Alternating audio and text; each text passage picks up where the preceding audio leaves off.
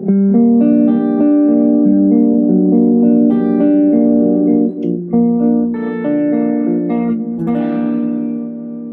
back, everyone, to another episode of Shred and Soul. I'm Shred, aka Kevin Wood. And I'm Soul, aka Wind Hughes. So here we are now with part 2 of the amazing interview we did with John Hogue, master astrologer, world's renowned expert on the prophecies of Nostradamus and other prophets as well. Historical scholar, fascinating human being, devotee of Rajneesh Osho, and who brings perspective on the prophecies of the times we're in, who brings historical perspective on what's happening in Iran with the US and Israel, and vast perspective. He's traveled the world, he's studied around the world. This is a man worth listening to because he doesn't just speak blindly. He speaks out of vast knowledge and vast experience and his scholarly understanding of astrology and prophecy, which is what he draws from in predictions, possible outcomes of what's happening now in the world, the Middle East, and these trying times. This is a long interview. This one's quite a bit longer, so you might want to take a break in the middle and take a breath or be riveted and watch the entire thing beginning to end.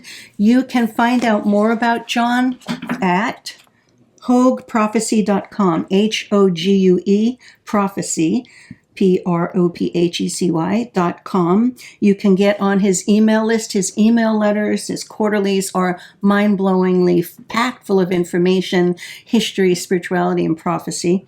And you can also, if you're interested, get an individual reading from John. So all of the contact information and a bit about John will be put in the description of this episode. Anything else you want to add to that? No, let's go with the interview. Enjoy. Okay, part 2.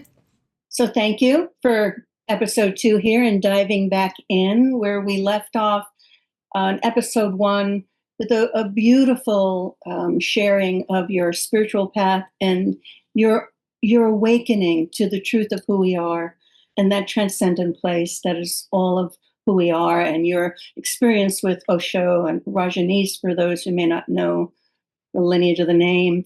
And I think it set a very wonderful foundation for what episode 2 that we're doing now is, and the incredible vast knowledge you have as a Nostradamus scholar and understanding the prophecies of Nostradamus and the Hopi prophecies, and as a masterful astrologer, really looking at what's happening now in the world. And in the episode 1, that deep, rich spiritual understanding that you have, I think, is essential as a foundation for helping us understand what's happening now and how to move through these very difficult times. People are struggling. So with that, I'd love for you to jump in wherever you feel to. Back in the Hogue Prophecy Report, which I hope a lot of you will investigate that. This is my main way of communicating with illustrated e-zines, an e-magazine once a month. I started my January edition being confronting a fact that was January. So I said the next 24 months, 2026, 2027, are a reckoning in the direction of the entire human race's further development or not developing. And so, I saw this war coming. Like I've saw this war with Iran coming for 43 years. I've written books about it and hundreds of articles about it, evolving it as we went. All the times that the West tried to cause some dastardly reason to basically take down the last of a series of resisting nations in Western Asia that have resisted the the unfortunate misuse of prophecy that has seen a Zionist state force itself back into the Holy Land, uprooting peoples that were already there for 2,000 years or more, and causing the Nakba, which is the catastrophe. That it's sad because a lot of Jews were coming for the decades before the Zionists came, who were living in peace with their Palestinian neighbors. So much so that when the Zionists came, finally at the end of World War II in droves, rather than fight with them at first, they said, oh, well, share our water with you. You know, they behaved in the same way. If that had not happened, if the United States and the UN overreacted and overcompensated for ignoring the Holocaust,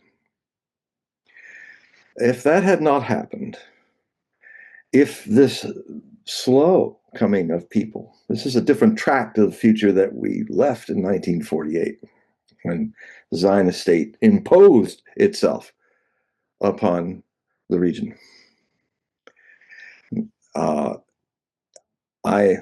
You will find that I am also a controversial figure, but and I will also say that I also have Jewish heritage from Eastern Europe, Ukrainian Jews, German Jews. I also have all the Eastern Slavs, and then all three of the Viking groups that kind of got involved with Kievan Rus in my blood. So I got in the current wars, the current active fronts of this Third World War, which, by the way, this Third World War has cleared its fourth year in its conventional phase.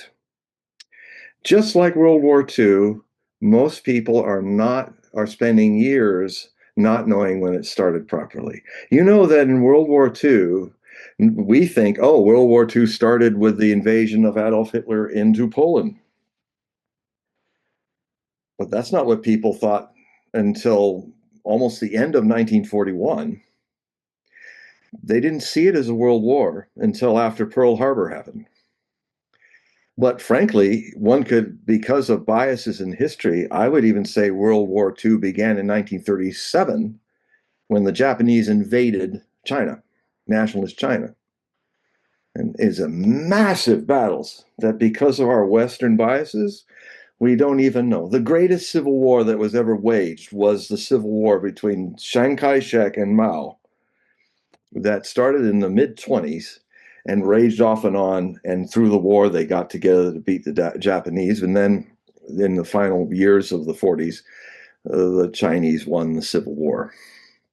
And you would hardly even know it happened, that 20 million Chinese people died in World War II. The only group to have suffered greater loss was the Soviet citizens of the Soviet Union, Russians, and 190 other ethnic groups that lost 27.5 million in 3 years. Wow. Titanic battles. The average battle on the Eastern Front was the size of the Western Front, Moscow. Everybody talks about Stalingrad, but Moscow was really where the war turned on Hitler. Stalingrad was an afterthought of that consequence because the Germans couldn't continue their 3 army groups going across for 1,000 miles. They had lost so many men, 1.1 million casualties, that a third of the 3 million that started it, that they could only resume in the Southern Front.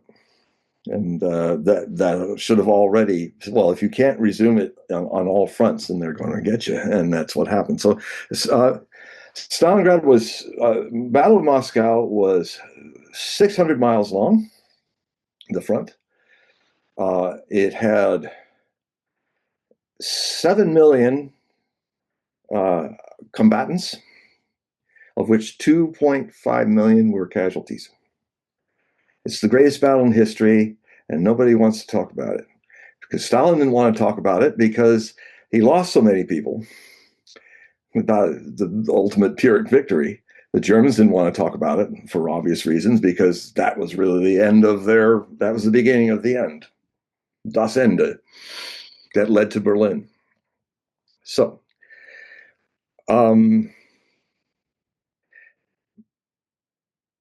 so these two fronts, we have two fronts in this world war that's conventional.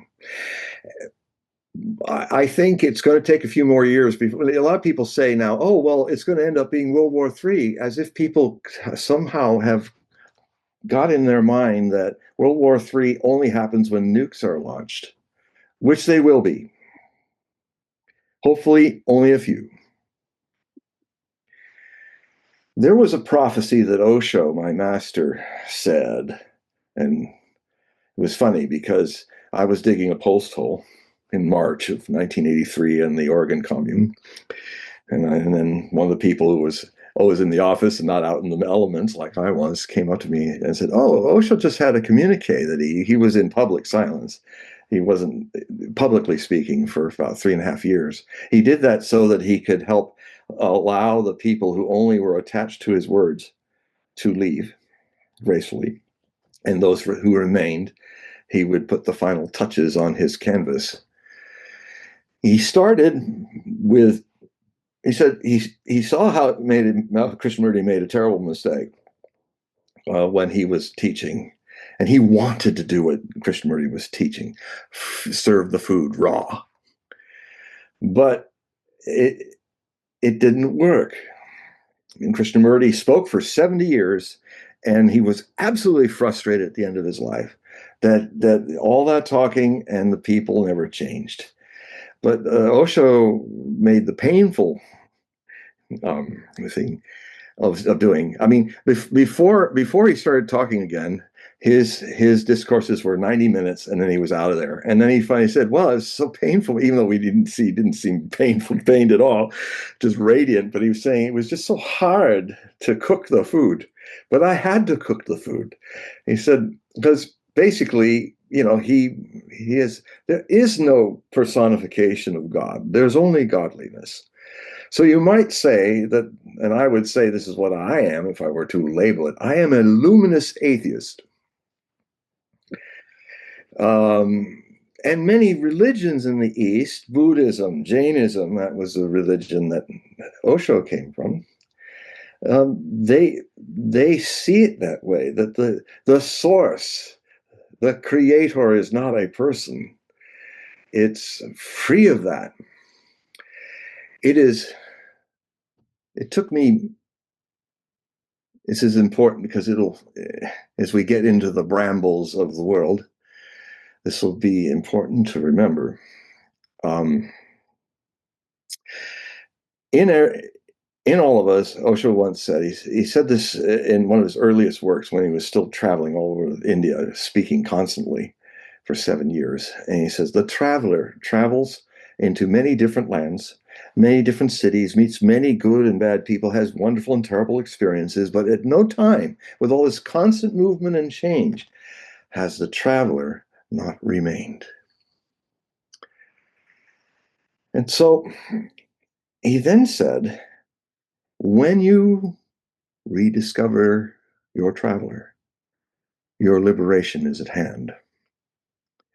So, I'm in San Pedro, California, and come back from India. And I'm a sannyasa now, and my orange and stuff, and I'm put the book down. I walked out to look at Santa Catalina Island, trying on another beautiful dress of mist as the sun passes over it and it changes its colors and blushes. And then I kind of got out of the California sun and looked down at a geranium. Nice little geranium with a purple center and a kind of reddish purple flower out of it. One moment, I'm just watching the geranium. Next moment, I found the traveler. it took me 7 years, knowing full well that it's impossible to express in words. The part cannot express the whole, but it is a hint. Every word's a hint of the whole, the wholeness of it all,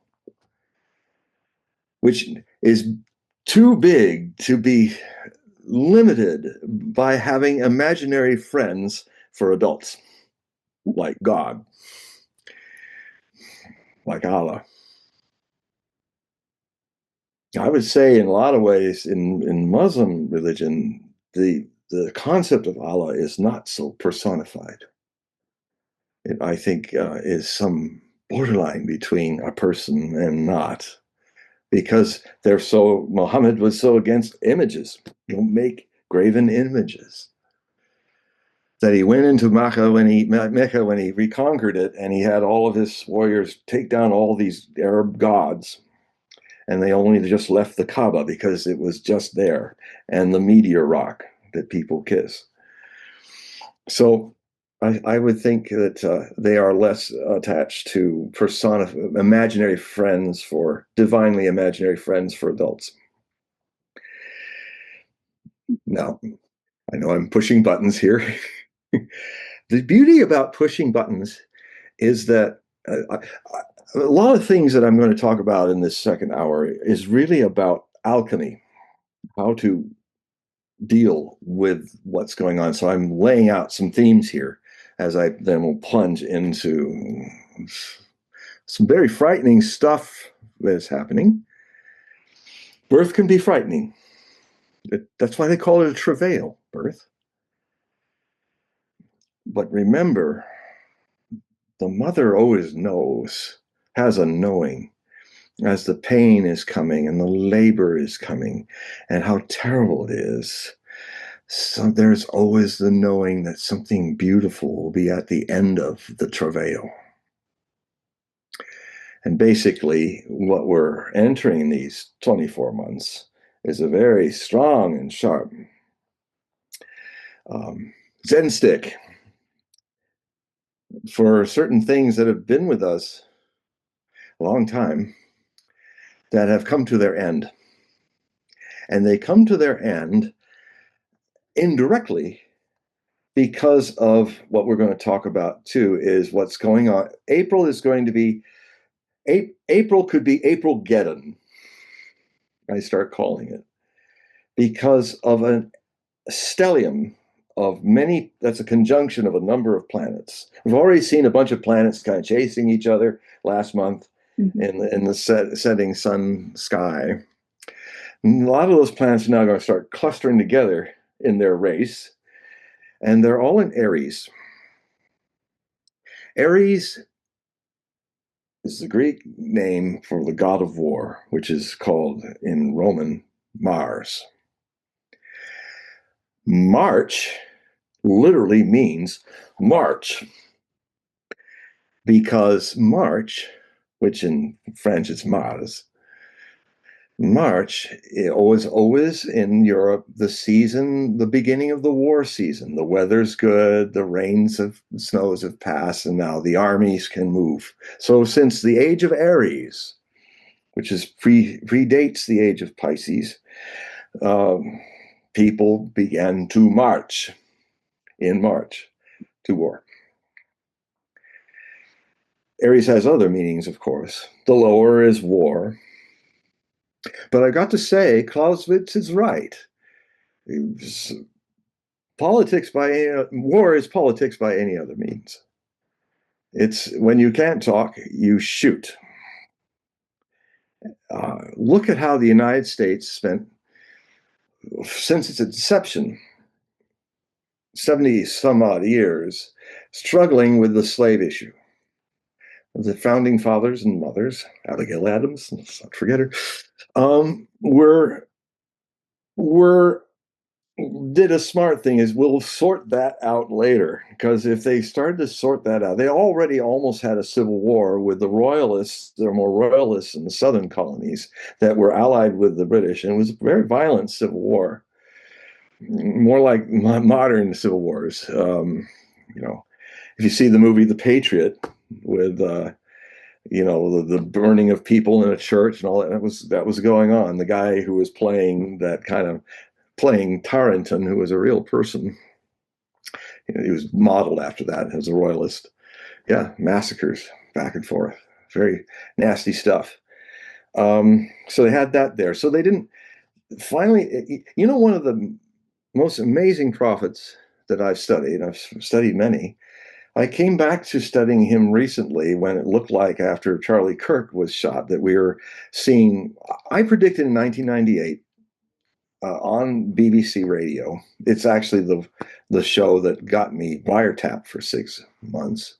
Click, click, click. Because it was on a landline to BBC. I said in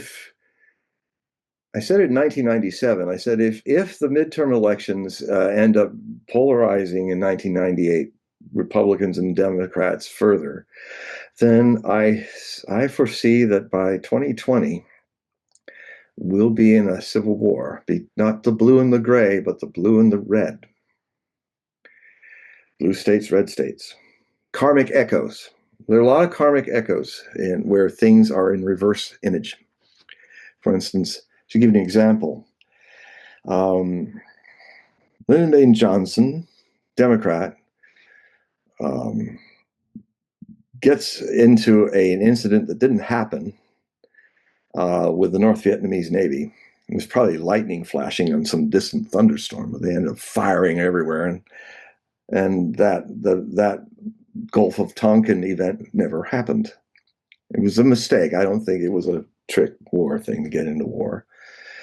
And McNamara had to come to Johnson after Rolling Thunder was going, where they're bombing the North Vietnamese as a precursor to upwards to nearly 600,000 Americans getting lost into the quagmire of the jungles of Vietnam. That he was told by McNamara, the Secretary of Defense, that the Gulf of Tonkin was a mistake, but it was too late. They were engaged. Fast forward to 2003, Operation Iraqi Freedom. You have another Texan president, but now he's a Republican, getting in a war on completely false information, weapons of mass destruction. And now the quagmire has moved from jungle quagmire mud to quicksand. So this is how karmic echoes happen. It's like Alice going through the looking glass and everything's in reverse. It's amazing how much it happens in our history. I've often been writing about this. So basically, Nostradamus, I started watching how Nostradamus has this interesting way of being less obscure if the danger is greater. Now, this is a risk because in his own confessions about his writing, he basically said, I'm forced to use a device of a flim-flam artist, and people will think that I'm lying about this stuff, but there's reasons for it. Because he said, if you realized how your special sensitivities of what you want to see in the future happening will not happen, whether you think it's your religion will dominate or do this or that, you would damn your future. So I have to coax it for two reasons. Now I'm translating his garbled dyslexic way.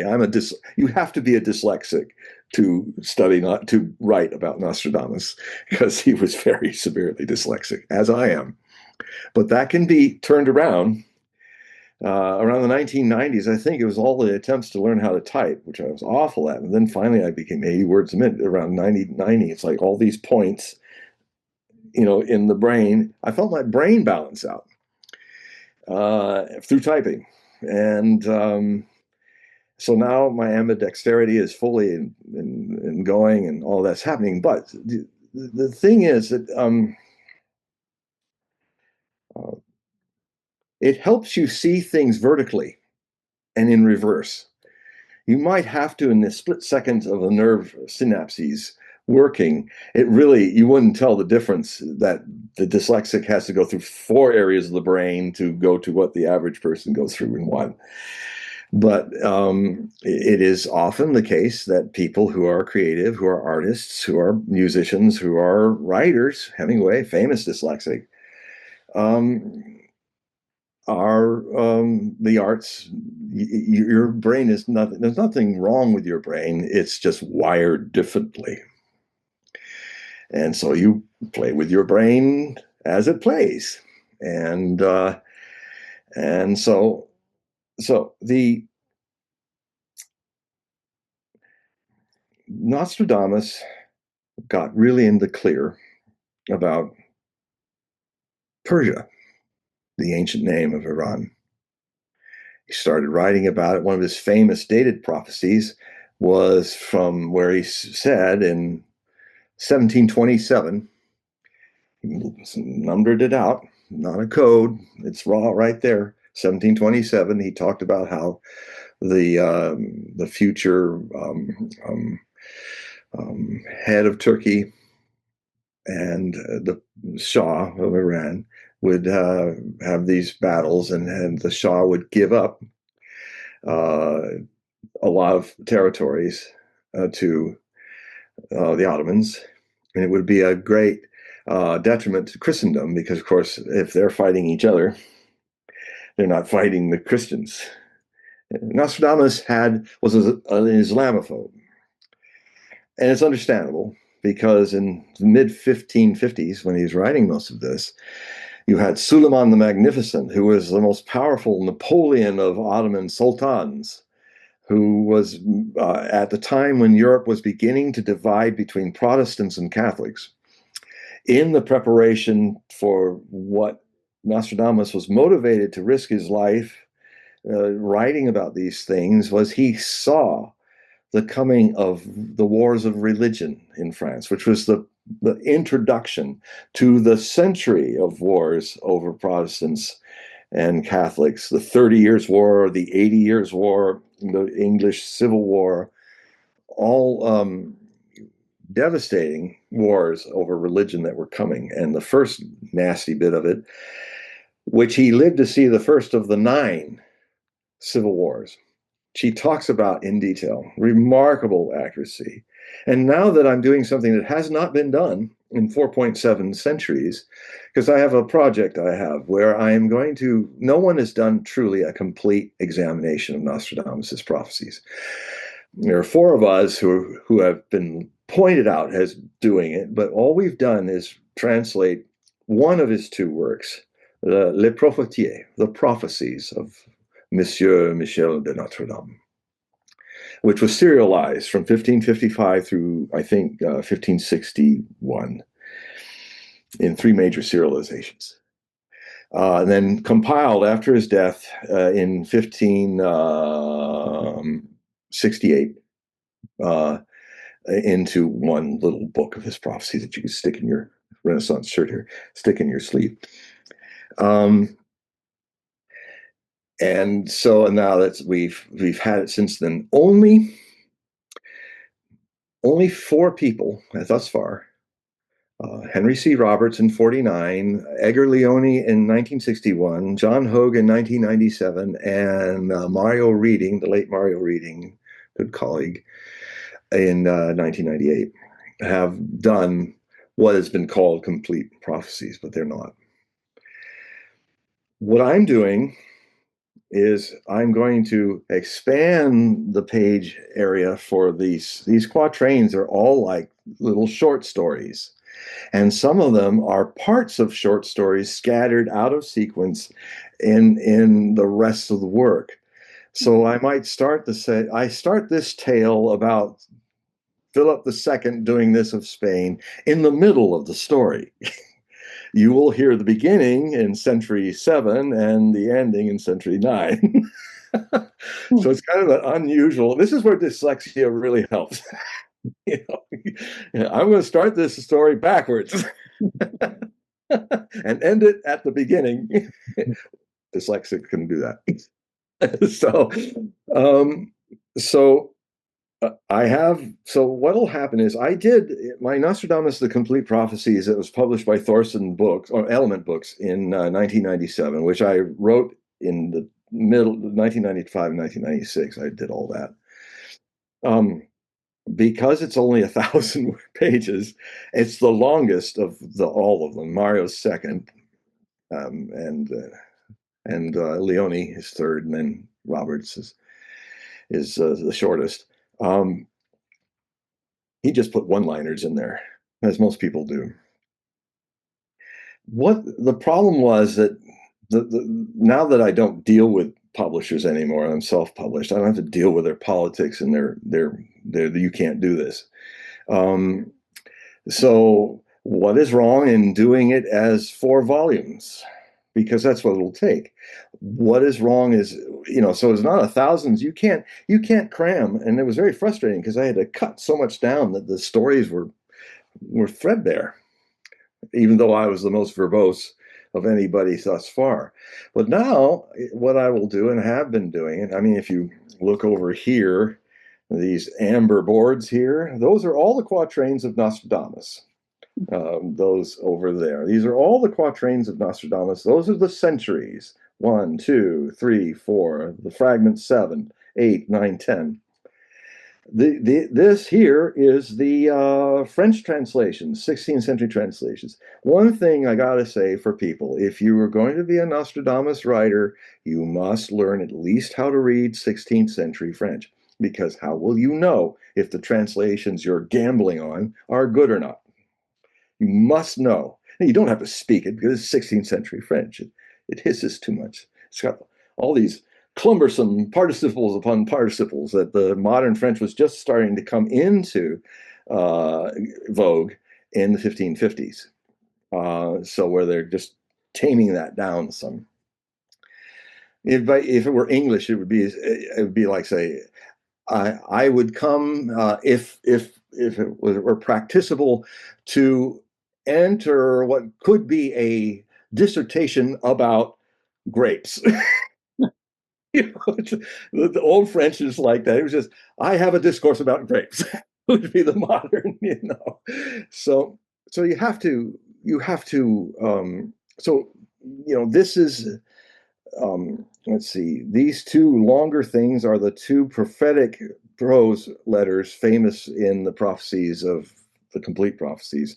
The Preface to Caesar, his son, where he talks a lot about how he does it, the magic involved, and the longer, the epistle to Henry II, which he did not publish because he knew what was coming in the following year, that he would die in a jousting accident.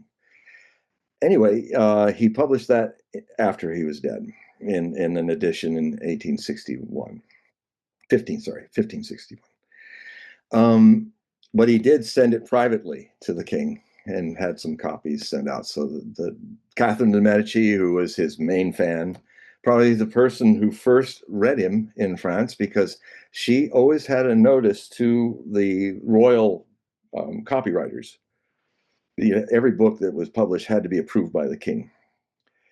And she said, anything that comes through that's occult or about magic or things, let me read it first. So she's probably the Queen of France, Florentine princess, very deep into La Fortuna.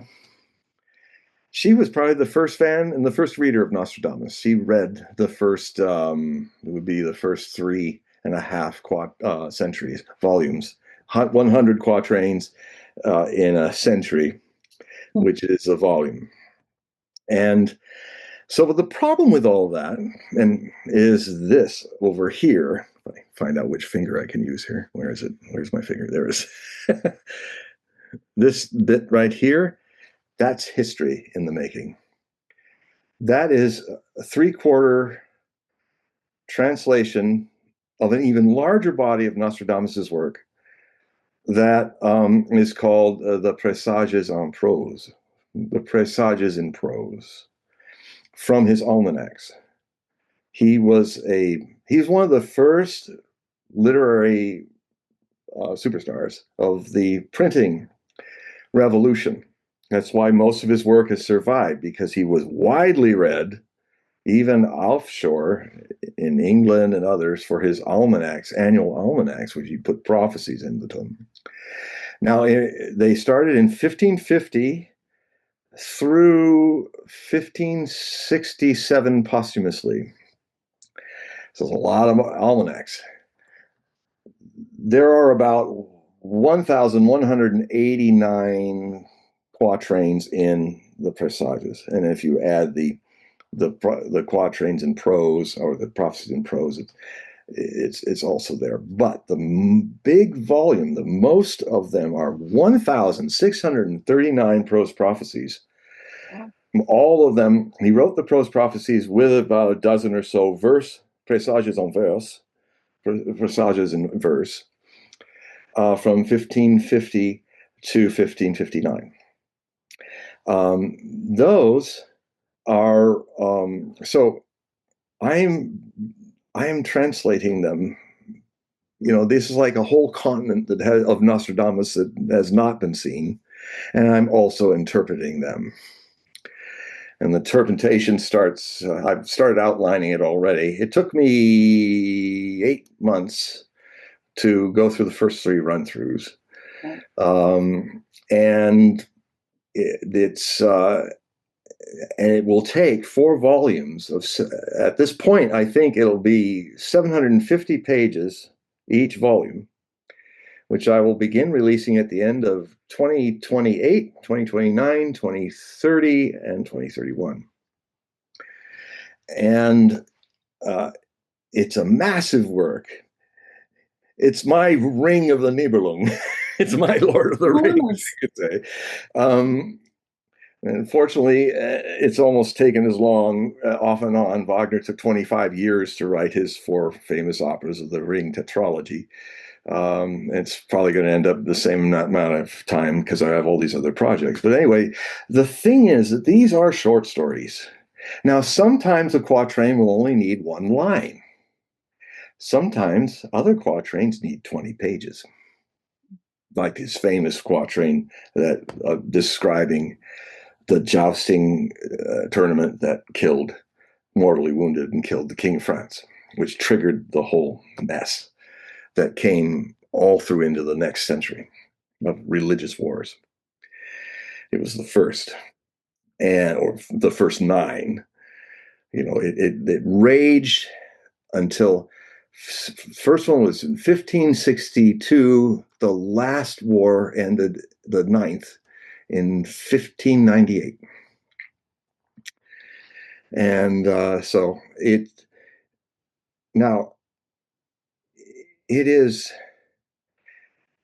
we are kind of in an upheaval. Back to Mr. Hogue here. We're kind of in an upheaval that's even bigger.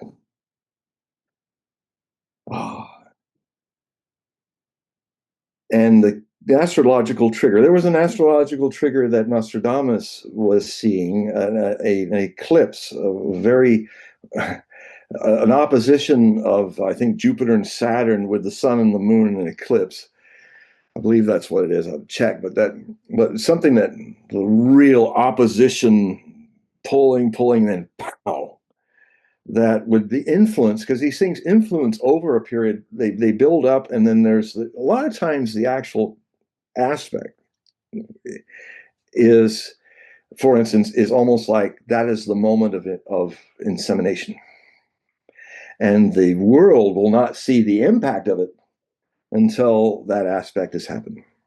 Or it will be like what Nostradamus, and I'm just first discovering this, for myself at least, that he talked a lot more about the jousting dangers in the prose prophecies. It's amazing how much he spent a lot of time on it. Whole final section of 1559, which is the year it was happening, was a whole talk about how it would come and what it was going to do. And this will be kind of a new opening for a lot of English-speaking Nostradamus readers and around the world, because so it's really been fun. It's really been like I'm an explorer. I'm coming around the bend and I'm going, ooh, what's this? Oh, Nostradamus in the prose prophecies is into reading stars with the constellations. He started talking about Argol and Regulus and others. So I have to. He didn't do that in the other.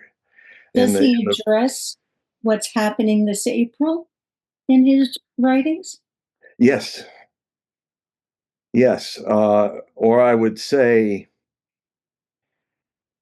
yes. Let me just start reading some things here. It's such a huge thing, but it's going to trigger such a huge reality. So let me just do a few things here to, where are we? Here we are. Yep. Basically, I want to read to you a few things. I want to read to you what I'm working on now for the March prophecies. And it's an article entitled Being Right on the Mark, Part 2.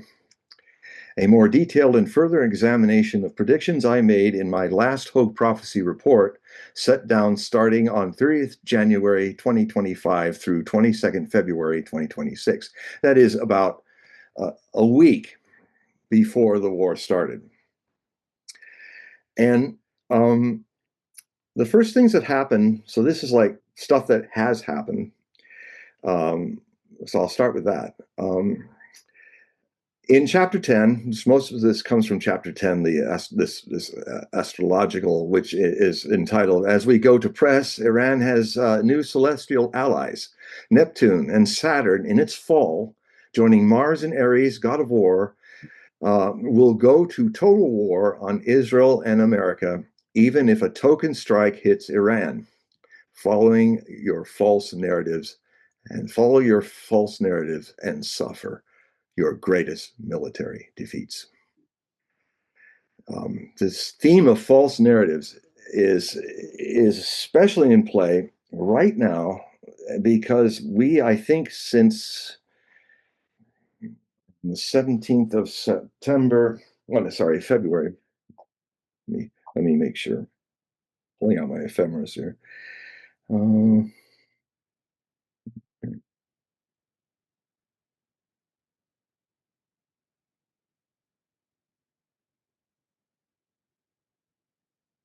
Yes, Mercury. The wrong thing.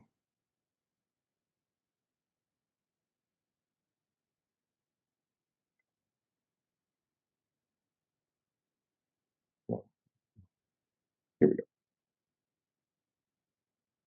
Let's see now. Here we go.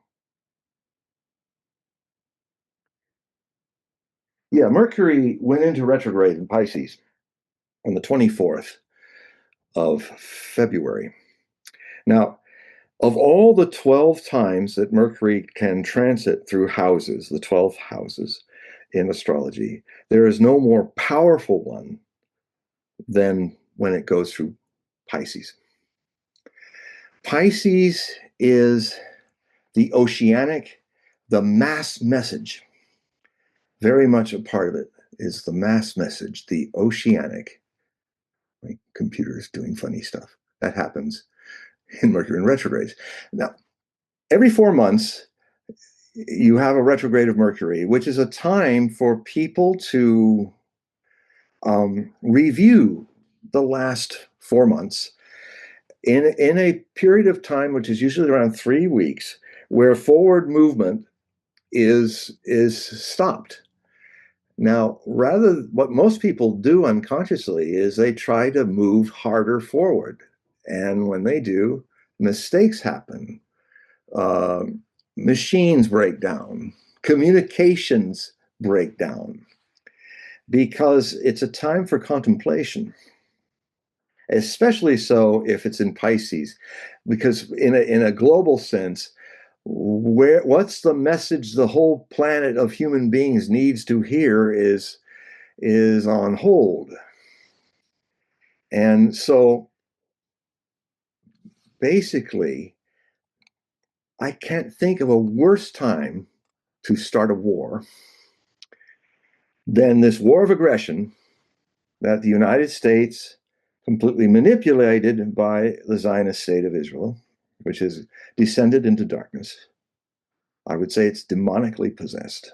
80%, almost 90% of the Israeli population is all in on what's going on with the killing of, and I will say it because you will find out this is the number, 1 million Palestinians in the Gaza Strip have died. It's come up several times. Trump did it and Netanyahu did it, where they made a Freudian slip. They say, oh, there's 1.7 million Palestinians. And they just let it go by. Trump did it. Netanyahu did it, the prime minister of Israel. Well, that's very close to 800,000 to a million, because it's 2.3 million Palestinians were there before all the prison riot happened, parallel karmically echoing the Warsaw Ghetto. Only it's a different set of Semites. The Palestinians in their open air concentration camp, urban concentration camp, breaking out and fighting. It's not the Nazis this time, it's the fascist Jews that are running Israel right now. You know, it is, I mean, what else do you call it? It's, and I can say that because I can back it, I can prove it. I have listed quotes from all the leaders of the Zionist movement, all the way back to Herzl, the founder of the Zionist movement. And I was shocked. All my Israeli heroes, Yitzhak Rabin. I cried when I heard he was shot by Jewish Zionists. And I could feel, oh, this is the beginning of something really terrible for Israel. It's going to have a bad end. It's the same time when I'm watching Trump sign off getting out of the JCPOA, and I watched him live sign it off, and I said, oh man, you just signed your end. This is the vibe I'm getting. I don't know how, but it'll be, but you just signed everything away in your presidency. And it just come through me, and I just take note and put it down. Well, now I'm seeing what it is. He is literally walked with wide eyes shut under a Neptune or a Piscean retrograde of Mercury, mind. And so I will tell you some of the things that I wrote about what I thought was going to come next. The conflict might go on. And so this is written on the 12th of March. No, that's today. No, what am I saying? No, this is written before the 22nd of February. So this is written, might have been written around 16th February. And this is what the conflict might go on. This, now to the prophecies in the text placed here, indented and in italics. This is from my previous February set of prophecies, so all my readers have read this already. The conflict might go on lasting through April of 2026, so I foresee. Hence, astrologically aligning with more bellicose aspects every lingering day, which I will detail below. Yeah, because it's getting closer to the stellium, which is at its main power in the middle of April to the end of April. And they're just gathering. So that whole martial, bellicose energy of, towards the end of April, even the sun and the moon will get into the stellium, but they won't have that much influence. But the stellium has Mercury, the mind, the messenger, messages going wrong. In this case, Saturn, the reality giver, the killer of delusions. In this case, being a square. So you've got a growth from this, or a magnification of this energy. So you have Saturn, Mars, god of war, new beginnings, new endings. And then Neptune, the ruler of Pisces, is the mass message or the mass unconscious projection. So these are really powerful things coming together, and literally they're already ending things that have existed for centuries. They're already ending. For instance, now this war has started, the United States is going to be cast out of Western Asia. It will not have a military footprint there. These bases are being systematically destroyed by the Iranians.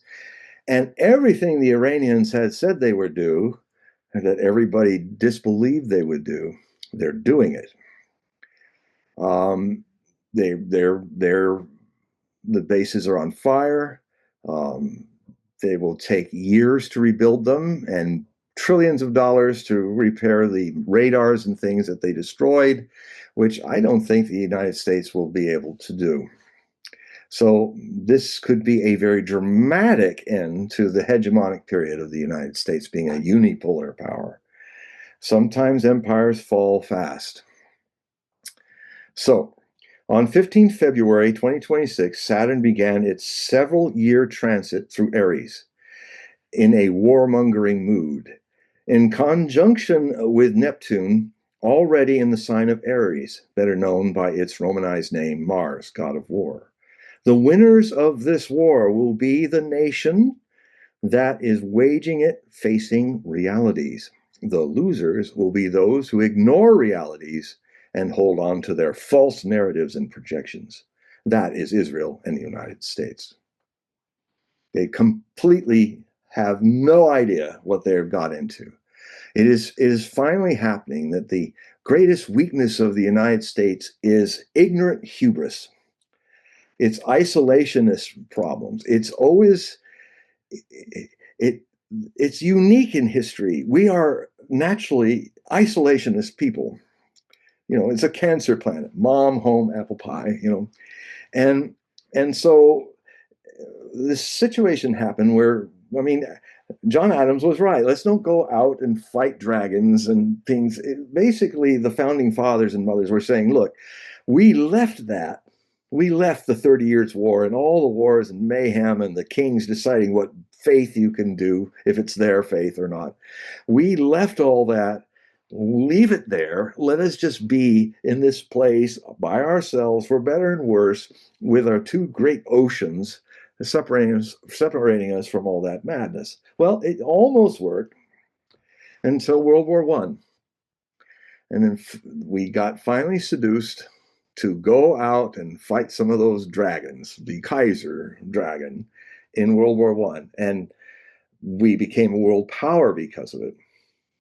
We added that extra amount of, we were only in there for like 5-6 months of conflict. We killed 114,000 Americans. And a lot of people after the end of that came back from that and said, man, why were bamboozled? Why did we go and win these wars for these fools, these kings and sovereigns and people who got themselves with a wide-eyed shut into this World War I, the guns of August? Why did we do that? So isolationism became an actual movement. And as things got growing up again, General Foch, World War I General Foch, when he saw the Versailles Treaty signed, he said, this is not a treaty. This is an armistice of 20 years. Exact. 1919, 1939, 20 years.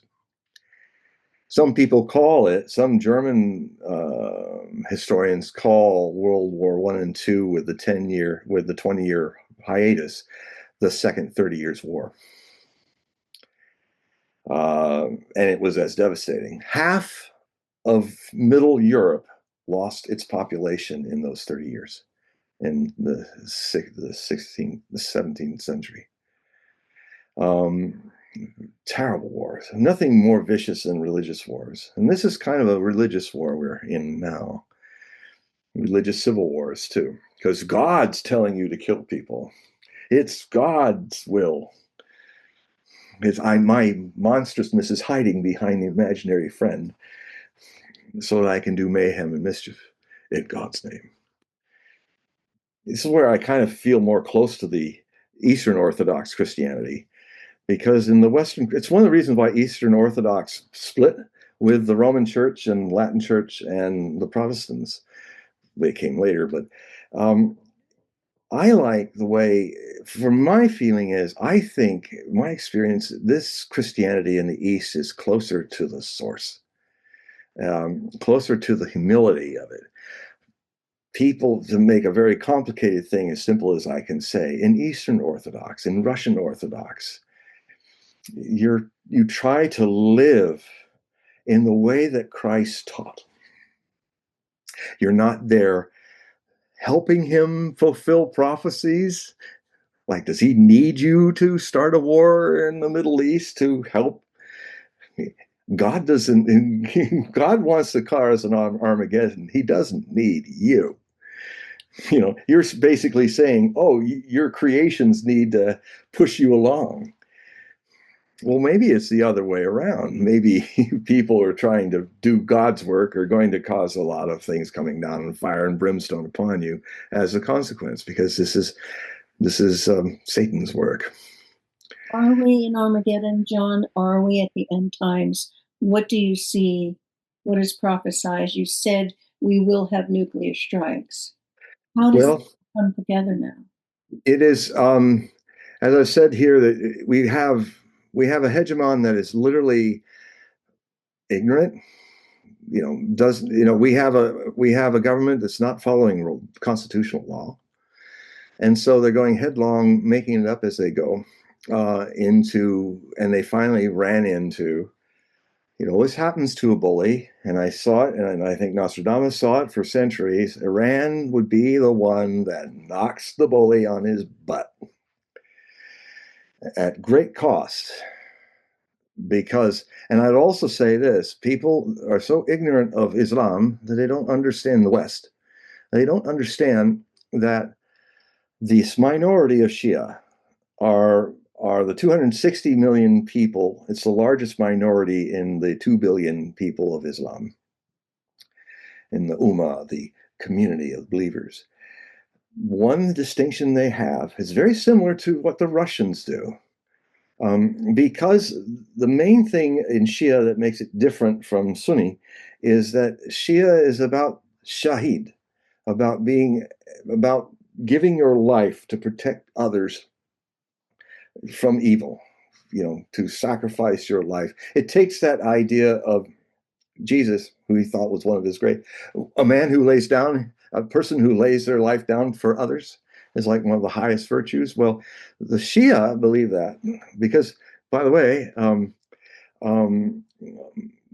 Jesus is also worshipped in Islam as one of the great prophets, as is Moses, and people don't know that. There's very great respect for Jesus, but of course the Prophet Muhammad has then updated things according to them.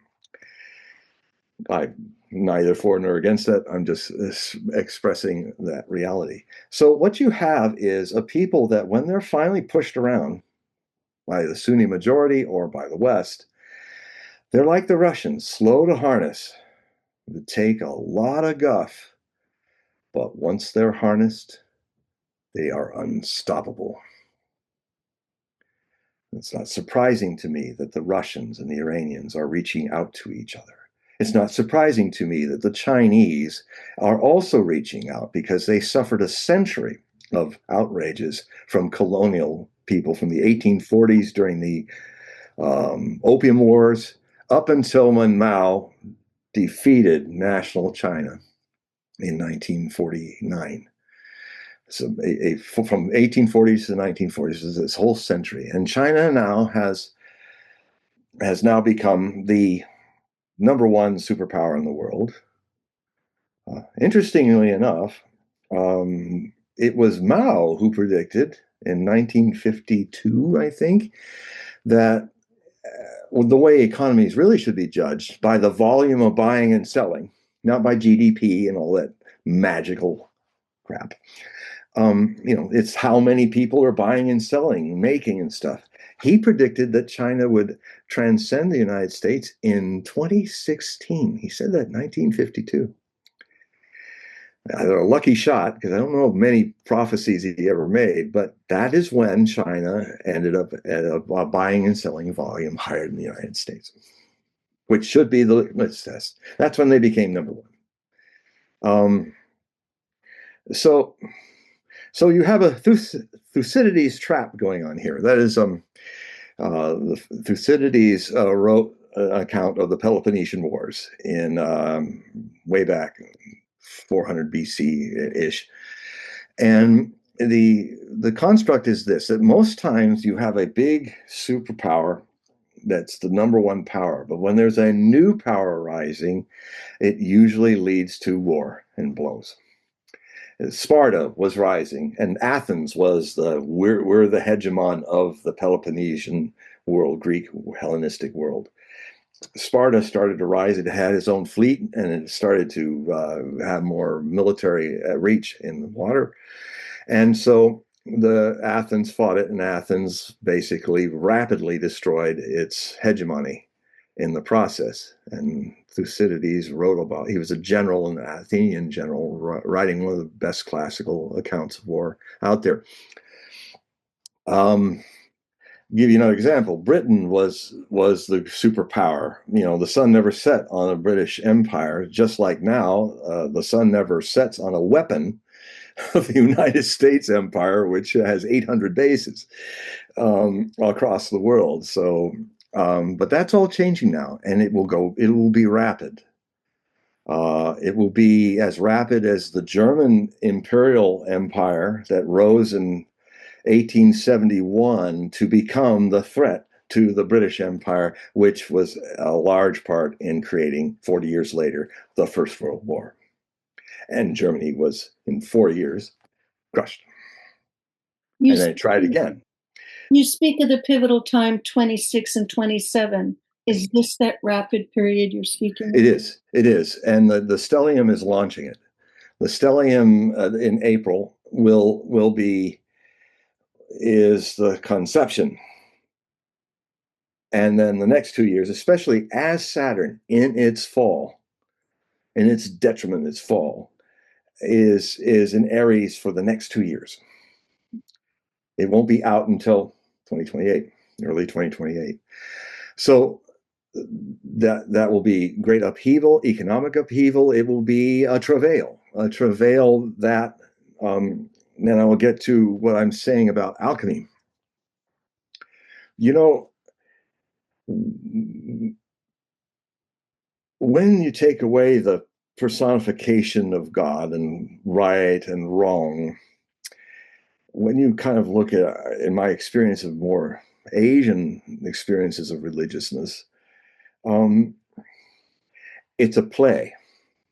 It's not one side winning against another. It's a play. There's one Greek philosopher, ancient Greek philosopher, who sounded very much like a Hindu when he said, and this was Heraclitus. He said, the logos is war and peace, life and death, hunger and satiety. You cannot step into a circle. You cannot find the beginning or the end of a circle, nor can you step in the same river twice. It's like river. You know, it's a verb. We really should lose the nouns. I try to do this. I turn my nouns into verbs as much as I can get away with, so that they are alive. A noun's a dead body word.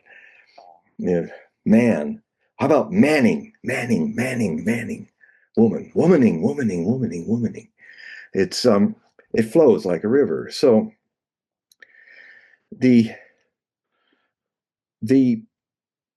so yes, it starts. It's begun. It'll really begin next month and through May. And the Iranians have at least 100,000 missiles. Even if they only had 20,000, as some people say, that's a rate. At 3,000 missiles a month, they will be bombing Israel into September, even if it's just 20,000. So the Iranians have had enough. And only like such an ancient civilization who has been through much, when they've had enough, they've had enough. Now, it has an interesting thing in their astrology of the nation, of the Islamic Republic. It has a big grand T-square, which is where they get in trouble doing the unconscious thing that martyrdom does, where you kind of set yourself up unconsciously to be martyred, because it's good to be martyred, but not so good if you let the guy hit you first. And this is what was happening in the last two times that the Iranians have tried to show restraint since this missile war campaign began on April Fool's Day 2024. People talk about the 12-day war.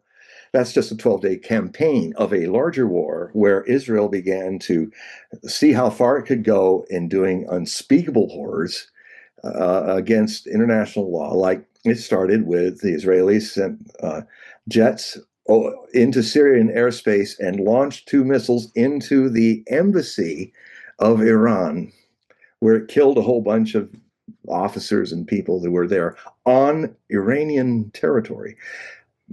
Diplomatic properties are the country that they come from. If you strike an embassy, you've gone to war with the embassy's country.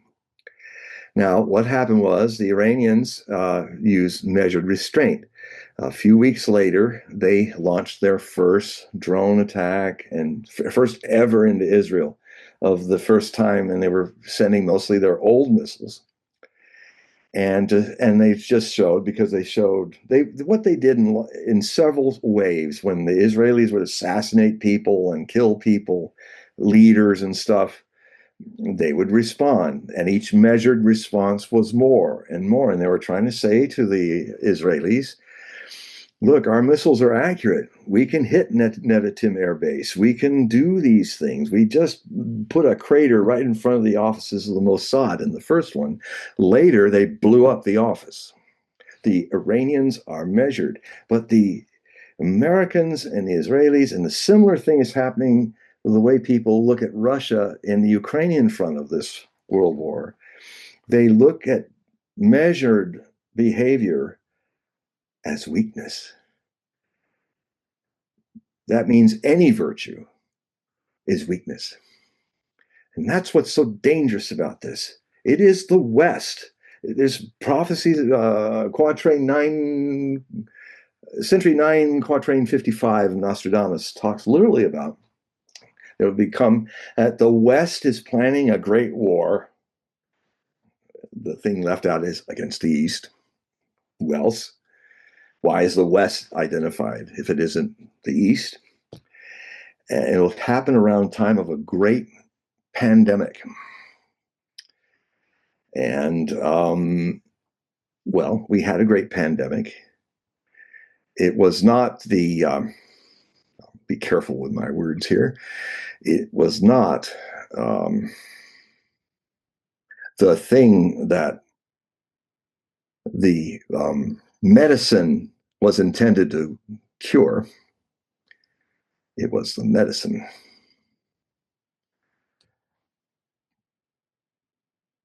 And it killed more people than World War I. And it continues to shorten lives and kill, because the cure was the plague. Now, I had a book I was writing at that time in 2020.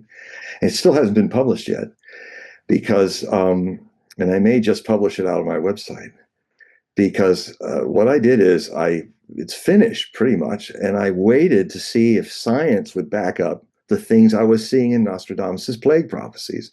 It's called Nostradamus, the name of the virus, and the pandemic prophecies. Nostradamus was, in his own time, a famous plague doctor. He single-handedly cured the city of Aix-en-Provence in 270 days. It's in I start with his journals talking about what happened. And it's just him and a couple of apothecaries. All the other doctors fled the capital of Provence, Aix. And so I thought, why don't I just collect all of his prophetic prophecies at this time when there is a pandemic going on, and just see how he did his work, and how he also called things that we would call radiation, atomic fallout, plagues. So and if you know your 16th century French, you know that even the common cold was considered a plague. So that means the door's wide open. That's why you got to study your French. You got to know, because 16th century French, because there's a whole different perception. And what we always do with the past is we put our prejudice of our times into them. So anyway, the plagues are there. The cure was the worst pandemic of them all, but I still can't really publish it yet, because now the witch hunting is coming back again. And so I think what will happen is I will just publish it as an ebook, as a printed book for people to buy during this period. But we are living also in a fascist cycle. That's the other thing that's happening. It's not a surprise to me that the Semitic people that were murdered by anti-Semite Nazis are now become the only Semitic people who are wiping out the Palestinians. And if you criticize them for it, you're called an anti-Semite. Now, I say, first off, I am part Semite, so I can't be anti. I'd be cut off half my arm or something. Secondly, why are you Zionists, ignoring the fact that Abraham, his seed, is Arab as well as Hebrew? Why does even Tucker Carlson, who did try a good yeoman's job, but he missed the first three quotes when he was talking to Mike Huckabee, the ambassador, the Christian nationalist Zionist, that is the ambassador of Israel, got him to say the truth once. Yeah, give it to them. Give the whole Middle East, because that was what the later quotes attributed to Abraham by Isaac and further are contradicting God in the earliest three that happened before Isaac and the Hebrews even existed. Sarah was barren, and Haggith, I think that's her name, her serving girl, they talked to her because Abraham needed to plant his seed somewhere, and so she agreed, and Sarah helped, and so the first ancestor or descendant of Abraham was Ishmael, the father of the Arab people.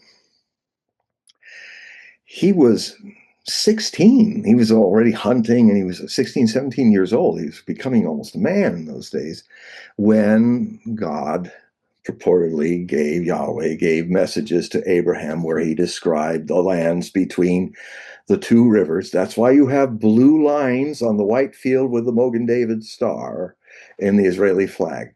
That is literally the goal for Zionist Israel from the beginning, is to take all this land.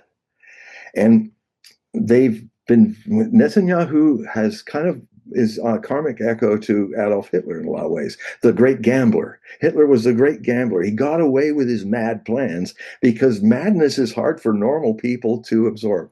It's why the poor Iranians kept getting stuck into the same trap where they're talking peace, and they're not mad people. They want peace. And the Israelis murdered the whole diplomatic team the first time.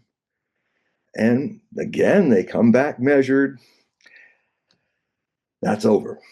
The harness has been put on the Shaheed horse, and the Iranians are going all the way.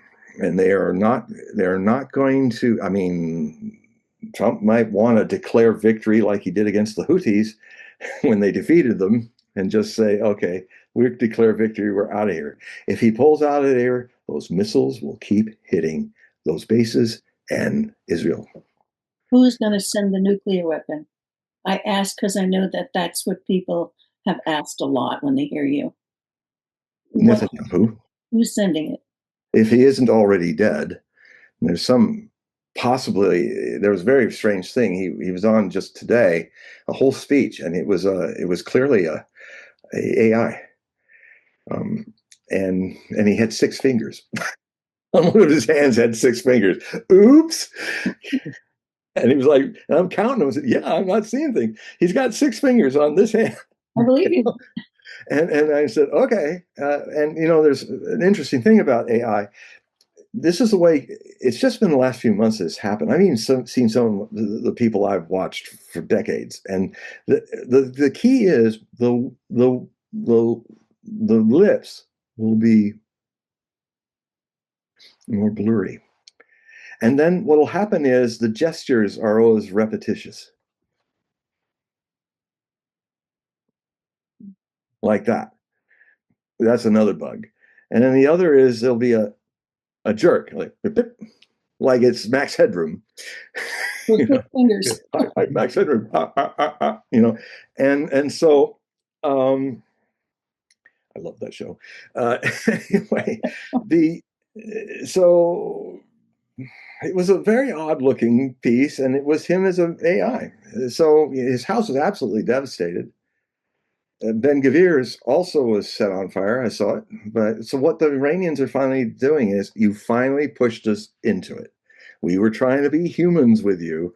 Now we realize we're dealing with demons, and we're going to take you down as demons should be taken down. Completely lawless, barbarous actions. And so they are hitting. They're seeking out the leaders of Israel, just like their leaders had been sought out, and they're killing them. So you're saying the Iranians are going to launch a nuclear missile, and where? No, the Or Israelis. the Nostradamus were you not saying? Well, what I would say is I mean, that the war is apocalyptic is not like he's not saying there's going to be a stone in the tree and rises, like a mushroom cloud or something like that. The nuclear, the things that sound nuclear in his works, I would be the fleet that flies over burning cities, and he does describe the nuclear device, but it's not like a direct tie-in. He's just seeing it. Mhm. It could be from anybody in our future, but it could also be simply, look, Israel has nuclear weapons. They built them in South Africa. They launched and tested them in the Kalahari Desert and off the coast of Durban. And then later on, the South Africans let go of their nuclear power. But there used to be, South Africa was a nuclear power for a while. Now, they stole most of the information out of America. John Kennedy, the president, told them to stop. Not long after that, he's dead. Don't know. Don't know if it's a correlation, but he said, dismantle it. You can't have nuclear weapons. Now, Israel has at least 200, maybe 300 nuclear weapons. And so they're the nuclear power there. Saudi Arabia may have a few because they paid for the Pakistani nukes, and the agreement was they might have 4 actually, or the Pakistanis have the 4 in safety in their area. There has been talk that if Israel drops atomic bombs on Iran, Pakistan might respond. The Iranians have they moved all this stuff out of Fordo. All those buildings that are going up are empty. Iran is a mountainous country. They've got so many things underground that the government systems and all, they've got used to this because they went through that terrible war with Iraq, which the United States supported. Even the Soviet Union supported Saddam Hussein. The United States even gave chemical weapons to kill 300,000 Iranian soldiers with mustard gas. And It's like World War I style. It was a terrible war of 8 years, but the people forget the Iranians went through that. There was 8 years where when it was dark, people had to turn off their lights and go to bed in the dark. So because then they couldn't target so easy. It was a missile war that went on. So Iran's been in this rodeo. And the thing that's so shocking and so amazing is, and it's still going on, when you're going to lose a war if you're fighting people who are in their millions in the streets as the missiles and bombs of America and Israel are coming down. They're right there shaking it, thousands of people waving their flags and chanting, and they're just in the streets, and when they start getting shot at, they just yell more, and it's like we've awakened the giant that is the Shia Shahid holy war. The other thing too is, we'll know this, when you kill the Supreme Ayatollah Khamenei, that is holy war, grounds for holy war. Which is the great spiritual struggle, when you're fighting for your faith, for your religion, your reality, your relationship with God that is being oppressed and threatened.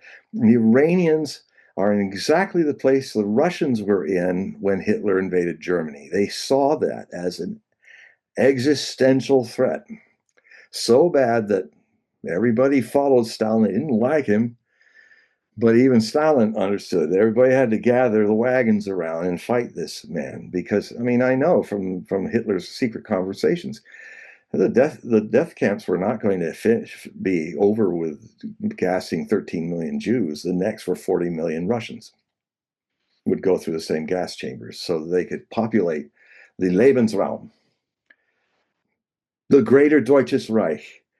Karmic echo, greater Israel. The oppressed of the last Holocaust are the oppressors. Karmic echo. So what's happening is there's a karmic echo between Hitler and Netanyahu. They're both incredible gamblers. Because they're crazy, they do things that people don't expect, but it always eventually comes to their end, because as much as they can murder and surprise people and massacre one wave of diplomats after another, finally people go, I got your game, and now I'm going to thump you on your butt. And so Netanyahu is the karmic echo of Adolf Hitler looking at the Soviet Union after he's had these amazing defeats in the West. He says, now, my last great enemy, I'm going to go after them. And the Soviet Union for Hitler is Iran for Netanyahu. Because what will happen if he can, because he's not looking, when the Americans saying, oh, we'll have a new regime, they're openly saying, no, we want to break the whole thing up. We want Iran to be a failed state, just like Lebanon, just like Syria. We've taken all these parts of the resistance. Now we're going at the core, Iran. So he can't stop now, like Hitler couldn't. And it will be his downfall, like Hitler hitting the Soviet Union had been. And it will be Berlin-style utter destruction of his greater German Reich, just unfortunately as it will be for the Zionist greater Israel. And and this is just one front of this situation. The Russians are winning this war. You don't go against a country that's 5 times larger in population and industry. And this is the other thing too. The United States. What's so dangerous about this time is that the West, that has planned so badly this war around the time of a great pandemic, which is 2020s on. The thing that's so scary is that we have literally, and so has Europe, emptied our strategic reserves of everything into Ukraine, where it's all rusting in battlefields. And we are literally digging to the very bottom of the barrel on all our missiles and stuff to keep this thing going. And of course, the Iranians are smart. They say, well, the Russians are fighting a war of attrition with the United States and NATO with their Iranian Nazi proxies. The same thing's happening with Israel, which has also gone fascist. And we're draining. We literally might not have any weapons. And because the military-industrial complex has been exposed, here we have this $1 trillion budget, but what it is most of that money goes into the stocks, the guys, that extra money to make more money. In short, the Russian industrial complex, the Iranian military-industrial complex are purpose-based, not profit-based. The European and especially the United States industrial complex military is profit-based. War is a business. So ugly a thing that this country literally cannot live without keeping chaos and war happening on this planet. We are doing things that even Hitler was, in his secret conversations, was saying how much he wanted to get this war over so he could do all these wonderful plans, build links and do all that. This is what he was talking about all the time. He felt the war was a thing just to get over with fast so we could really do what we want to do. That's not what we're doing. We literally have an industrial military complex that must have war and death and chaos for it to exist. This is so evil. It's so, and when Americans snap out of this hegemonic period, they're going to be going, whoa, what kind of stuff were we smoking then? This is so unnatural for Americans to be hegemonic empires. It's not our thing. We're isolationists. We just want to go home and have a great time here. And suddenly we are fighting everybody's dragons until we become a dragon that has to be taken down. But the thing, so, I know I'm all over the place. It's such a complicated issue, but I will simply say that we are probably going to see a nuclear explosion or two launched by Israel into Iran. And what will probably happen, either before that happens or after it happens, the Iranians, I think, they have enough material now to make at least 12 Hiroshima-sized bombs. If they are struck, and they will let them strike first, even if Netanyahu is smart enough to make a demonstration over Fordo that people could see, even though nobody's around there. But if he launches bombs into, when you have nothing else conventional that works, you're left with the final demonic temptation. If you really want to decapitate Iran, blow up Tehran and all of its 12 million people. It's a terrible thing to say, but this is the stuff that's out there. It has to be said. The wound, the pus has to be brought out into the air, because this is the kind of dangers that what we basically have when you're in an evolution. We're in the very midst of the Fermi paradox right now. We are a planetary civilization that either gets through these next few decades and grows up to do the next step, or will be one of the reasons of many why we don't seem to hear or find anybody out in space. Because I think a lot of civilizations don't get past this test. They want to stay in kindergarten, not in college. That's a perfect point for me to ask a question. If we could take just a few more minutes, I have a question that's really two parts and pertains to what you're saying. One is, one part is, I note that you're spacing your book coming out till 2031. So there's a part of you that imagines we're going to be here. And then part two of the question is, I know you embrace the idea that even within prophecy, we have the possibility of an alternate reality. And in the quantum world, we understand more of what that means than ever before. Parallel realities, multiple simultaneous realities, time existing now, past, present, future. It's all here. All the possibilities are here. And when you speak of alternate realities, I've heard you couch it in the sense that we need to make changes now. So if you were, Evolve or die. yeah. And so inherent in that, I'm assuming you are saying that we do have the possibility of changing this, even though we're in the 11th hour. And if so, what does that mean? What can we do? Well, here's where there's evil in everything, and there's good in everything. You know, when I just gullibly believed my agent slash first publisher and did not take up my responsibilities as a man to make sure that I did get paid for my first book, which was my biggest bestseller. The evil is me playing, I trust you, I'm fine, is unconsciousness. I was responsible for that. Now I want to kill this guy for embezzling $500,000 of my money. But I'm glad I'd give him $1 million for what I learned from that.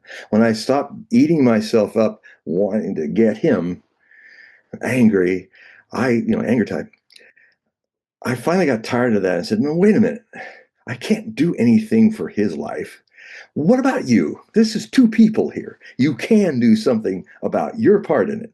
How did you get to be a sucker like this? Well, naive, gullible, as a way to avoid the responsibility of being in command of my own life.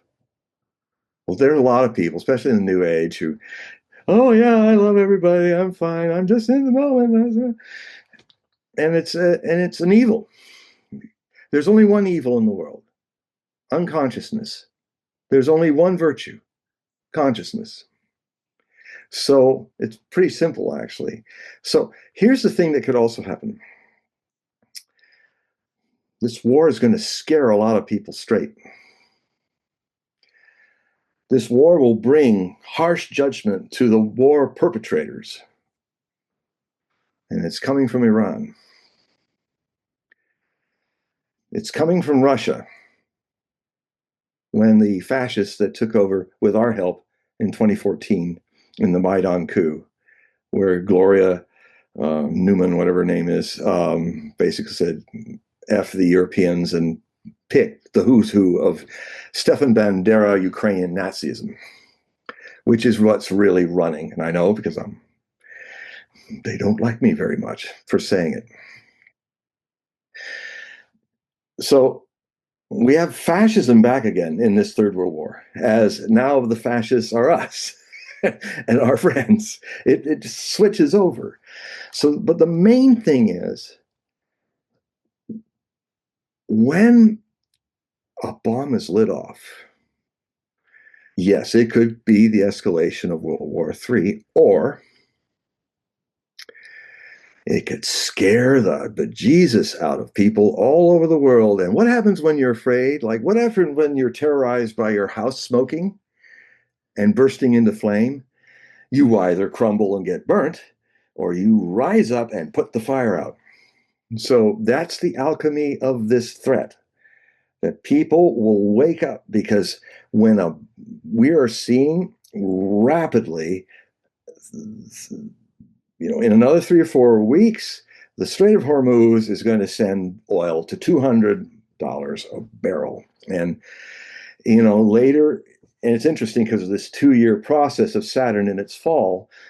When Saturn's in its fall, it's saying, so falls all your illusions with me. Your hegemony is false. Europe, being part of NATO, is being vassals to it. You've never read the Middle East right, and here's how you get punished for it. And the most important alchemy is when people used to say, when I'd respond a certain way to their letter, and because, well, I didn't mean that. You misread my letter. I said, no, I didn't. You miswrote your letter, and you earned the hit I gave you. And then I'd say to them, look, something I've learned in communications, take full responsibility for all of your acts. Never put it on the other.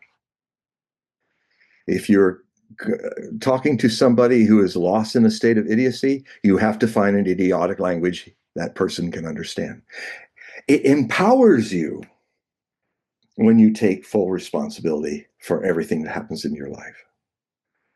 And the American people are going to have to start taking responsibility for the fact that they have not been having their civics classes for several generations and have been systematically turned stupid and not bearing their burden of responsibilities keeping this republic alive by knowing their constitution. There's a lot of senators and congressmen that don't even know their constitution. So we're also in times of revolution. And definitely the second half of the 2020s could also see the necessary upheaval of revolution. America, I think, is due for one. It's kind of in the prophecies of Irene Hughes. She saw way back long ago in 73, she saw that there would probably be some kind of revolution and a new constitution around 2026. So here we are, we've been in a cold civil war since 2020. It might get hot in some areas too. So, the reality is we are entering a period that has happened before in history, but not at this global level of upheaval and the destruction of things that have come to their end of use. And it's more global now. It always was local before now. Well, now that we're a global society, this whole global village is going to experience the impact. I mean, nobody in China can experience the 30 Years' War. It was over there in far off Europe. But now it's interconnected. We have, this war is America's war against the BRICS. What is happening is the BRICS multipolar New World Order is rising. I predicted it 20 years ago when the BRICS were just a debating team. I saw this little debating team. It's going to end up being the global majority of sovereign nations. And I thought, well, that's a long shot, Mr. Hogue.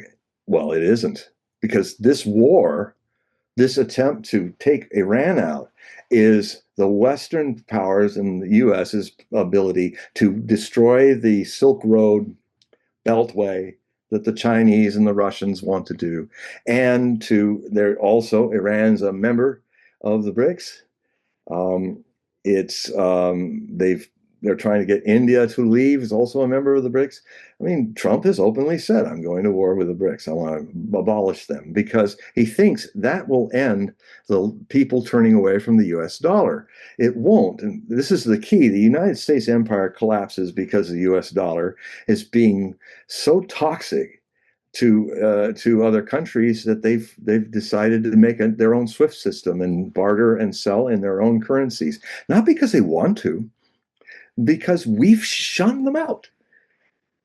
So take responsibility for that, America. Don't blame the BRICS. Why don't you just lift all the sanctions you've put on 2/3 of the world through your dollar, and maybe your dollar will survive.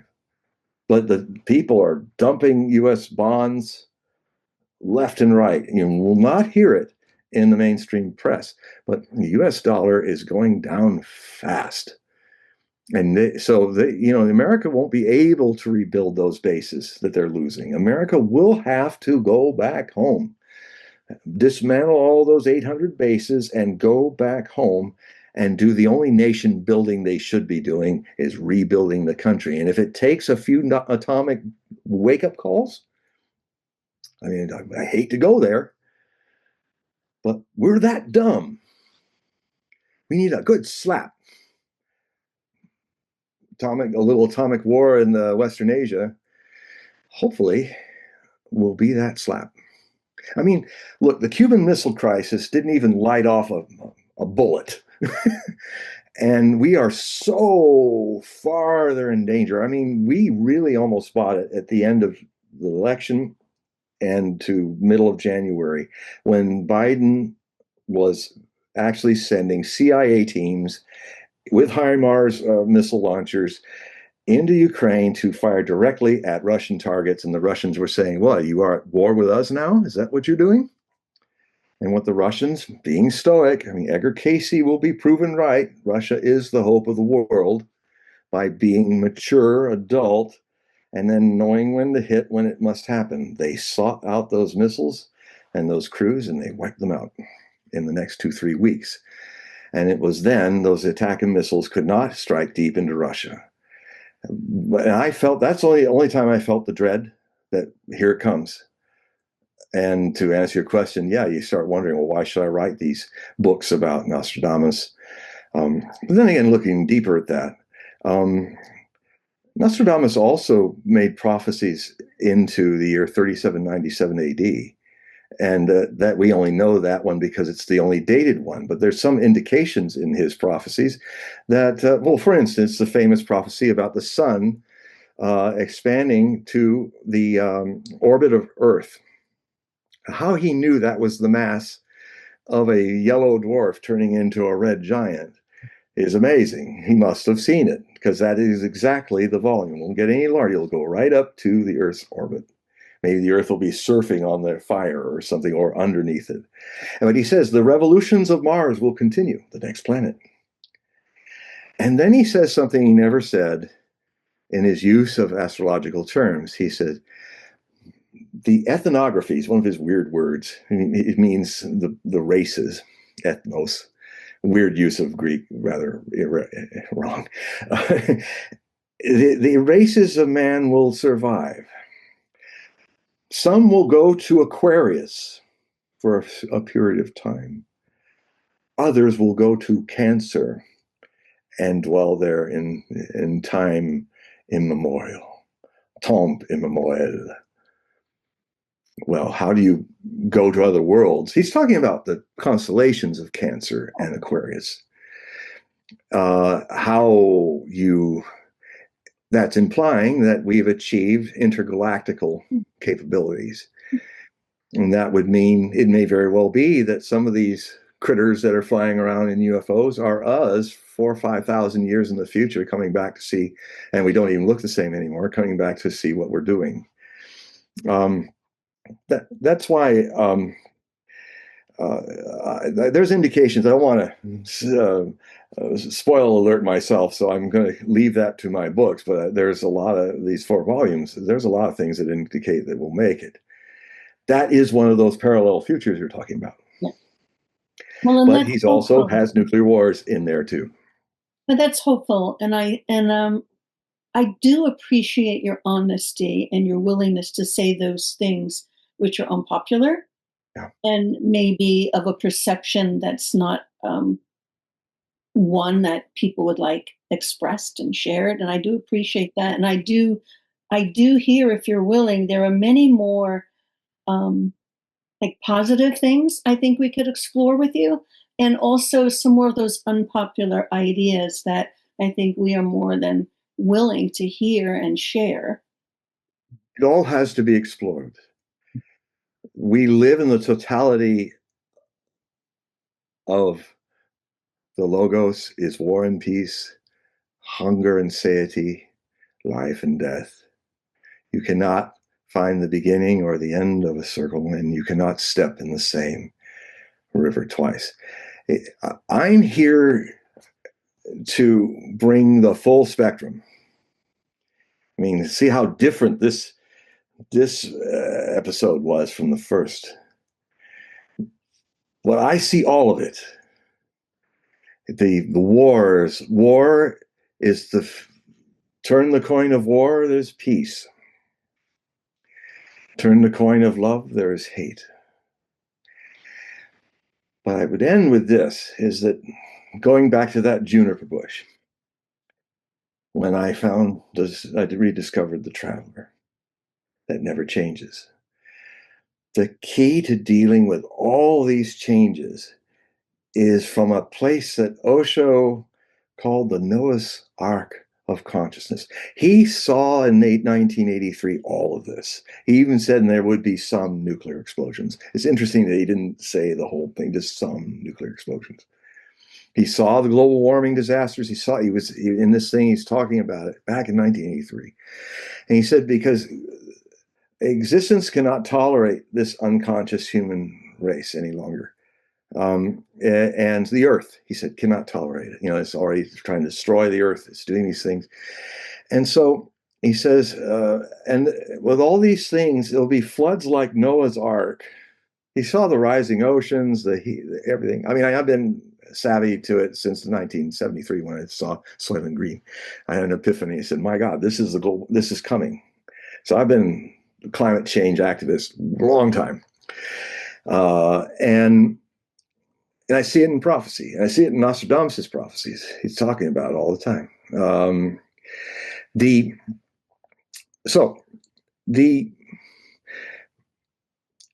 We have to see the way to see the whole play of Leela, the cosmic play, is from that which we are at the very essence of us, ordinarily are, is consciousness. He said there's no Noah's Ark going to be waiting for us this time around. So he says, there's only a Noah's Ark of consciousness, and that is what I teach, he said. This is where you can be centered in the cyclone, because in the center of the cyclone, there's no movement. We're entering cyclonic, stormy, historical change. I've often said that the generation that's being born since the end of 2024 are now just babies. I call them, because this is during the transit of Pluto, the ruler of eras and epochs, through Aquarius. It's already returned to its United States position. And for seven big swipes of the United States happened, and it's retrograde, forward, retrograde, which basically ends that chapter of American history with the possibility of redesigning ourselves, inventing ourselves, is what Americans are really good at, into something that's rooted in the Constitution again and back to our values. So that can come out of this. But the hegemon has to die and let the poor American who was in the big costume go home. Like a transformer or something. Transformer fell. Here's the guy. Go home. Seek the apple pie and mom, and and make America America again. If you want to use a MAGA-ish thing. Consciousness is the source of all the answers. It is, we are eternal. But eternity is only encountered in the eternity of the present. And I was saying earlier in the last episode, and this one I'll say it again, there is a theory out there. Osho said it, Gurdjieff said it, Krishnamurti talked about it. In the great 20th century mystics, they said that it all came from 500 BC, when there was a decade in India that all the pundits talked about as the decade of grace across all the Indian kingdoms. They weren't fighting. It was peace. It was like a great presence descended of grace upon all the kingdoms of India. And after it started to grow and then disappear after 10 years, they started talking to each other and saying, well, what happened that was different? And they all came to the conclusion that it was because there were 5 people the stature of Buddha, including Buddha, wandering India and teaching. Just 5 masters of that stature. Keshkambala, we only know some of the fragments of Keshkambala. Mahavir, the Jains. Buddha was the youngest, so he was the last to die. And they started to think that maybe if there are either great masters in the world, or if the average enlightenment level of the race, of species of humanity, can be lifted by 200 more Buddhas, then here's how we'll know that's true. Here's how we'll know we're surviving this. If they are there, because consciousness is a quality that all the darkness, and a little more consciousness is enough to tame the approach of the darkness, then this is what's going to happen in the next 2 years, 24 months. We're going to keep coming as hard as we can to destroying ourselves. We'll come right up to that abyss again and again and again and again, but we just won't be able to cross. And I mean, we're really trying, because when a race, like an individual, doesn't want to grow up, suicide's one of the options. And there's a very suicidal thing going on here. But if the extra number of people, and so the more people that are working on themselves to be a pool for that, that also helps. I mean, Osho in his discourses used to end them all the time. There'd only be 3,000 in the audience. And he kept saying, now all the 10,000 Buddhas are here. He said, I am only here to find these 10,000 people. And once they are found, and he said, most of them are not even my disciples. When that is found, I will slowly begin to disappear from this world. And he did that. So the pool is 10,000 people, of which 200. He was asked one, are they here? And he said, yes, they are here. Now, with Osho, you've got to ask the right question. I would have asked this. Osho, are the 200 already here? And are they already aware of their awakening that they've always had, that conditioning had made them forget? He would have answered a very different way. So the 200, I have already seen in the last several years how, like with this dread, I said, we almost blew up at the end of 2024. That was the closest since the Cuban Missile Crisis. And I lived through the Cuban Missile Crisis. I have a whole book about my first of many big premonitions was that crisis. And it's why I do what I do. I was only at the end of 6 years old. My birthday on the 7th-year-old birthday was 29th October, the 13th day of the Cuban Missile Crisis. And we were very aware of what was going on. And as a little child, I became much more aware of stuff than maybe a little child should. But it's really the start of everything that has come since in my path in this eventful life. So